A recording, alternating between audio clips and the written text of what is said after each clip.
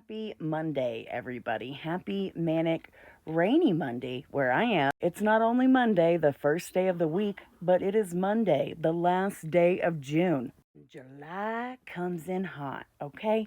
Okay? It's a bit of the lazy, hazy revolution, but July is going to change everything. As we said, July is not tiptoeing in, okay? She's coming in with her fireworks ready to go. July starts off with a Venus and Uranus conjunction, okay? What if you're realizing that it is not what we have been told, okay? Love needs to be sustained as well as freedom nourished. If your values feel like they're crumbling, it's because they are. We are changing, okay? And this is an earthquake in Taurus. We're being rumbled and crumbled by what's built underneath. Because what is underneath is authentic and it's holy and it's all of ours. Especially with Jupiter in Cancer this month, along with the Sun, we are expanding through care, not conquest. This is not supposed to be hustle season, okay? And I had to learn that the hard way, okay? Because it's literally like sacred womb restoration. That hit me good. Other big deal for June, okay? Neptune going retrograde,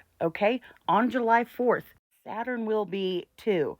They're going back to the beginning of Aries and dipping back into Pisces for one last toe dip. This is like dream accountability time. Like we're taking like soul audits. What structures have you built around your illusions?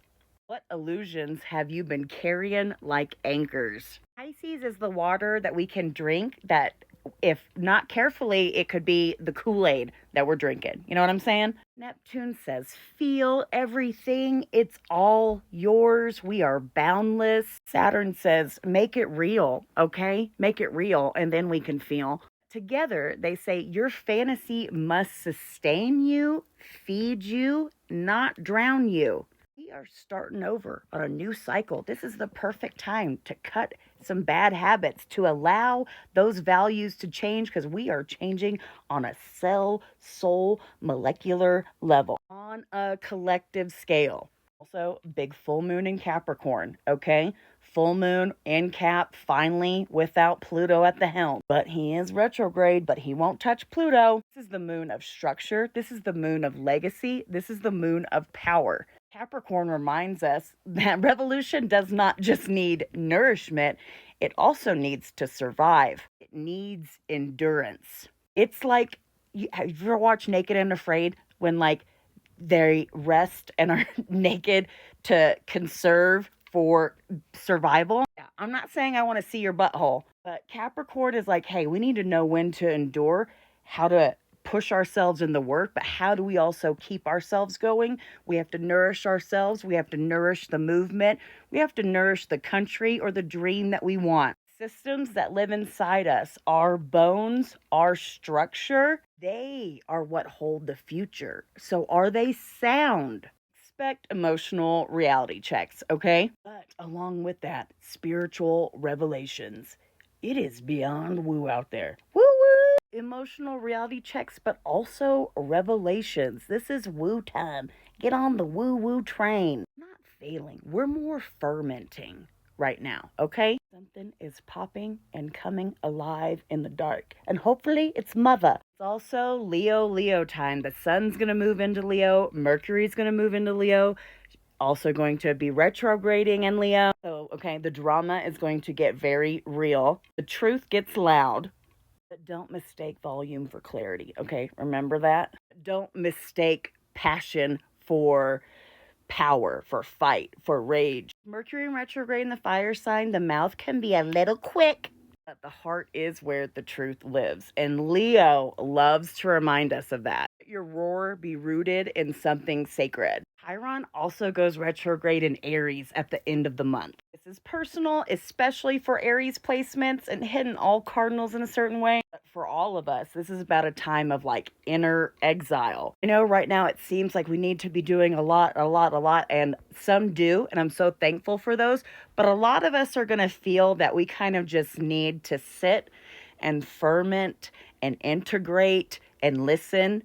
So we can heal, and so we can be ready, so we can have the endurance, and so we can sustain the revolution that we are bringing on. Chiron retrograde is about the parts of us that we've buried to survive, especially when it comes to your identity. And identity is being attacked right now on all fronts. Chiron says you do not have to perform your strength anymore. Healing is not about being better, it's about being whole.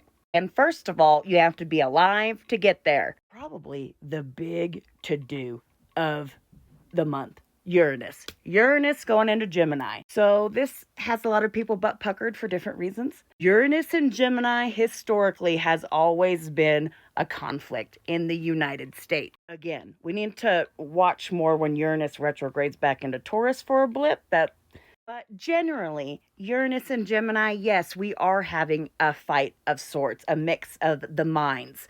But we've always beaten it, you know? So I'm not thinking any differently this time, especially since he's going to be trining Pluto in Aquarius.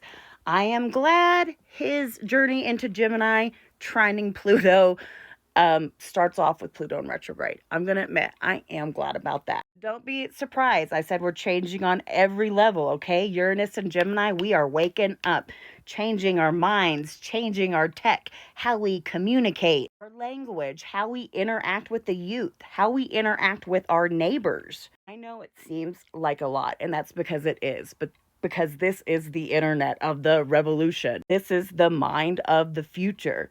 Make no mistake that Pluto in Aquarius, remember, he demands power and not performance. He demands actual power.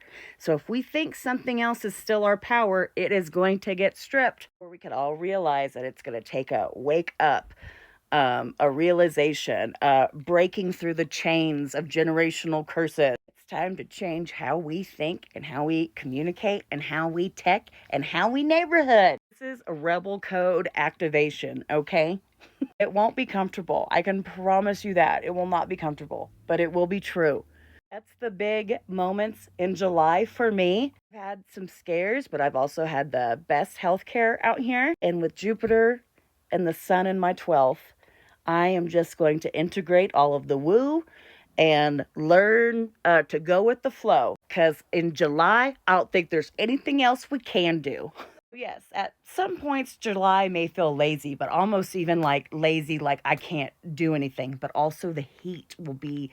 Your soul is working overtime, though, okay? That is why we're tired, okay? This isn't the kind of expansion you see on paper.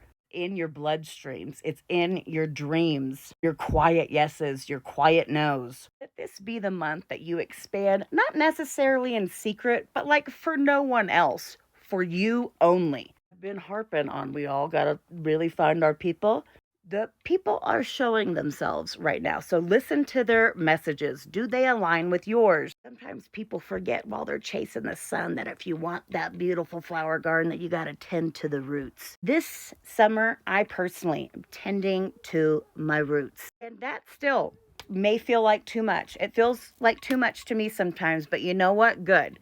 Because we're here at this time. We obviously aren't here to be small, and we're bringing on a revolution, okay? If you're comfortable, then you're in a simulation. I am here, but I am putting myself first and listening to myself first and listening to my intuition and letting myself listen and hear that growth. Love you all. July is going to be banging. It's going to be our rest and recover together month. Rabbit, rabbit.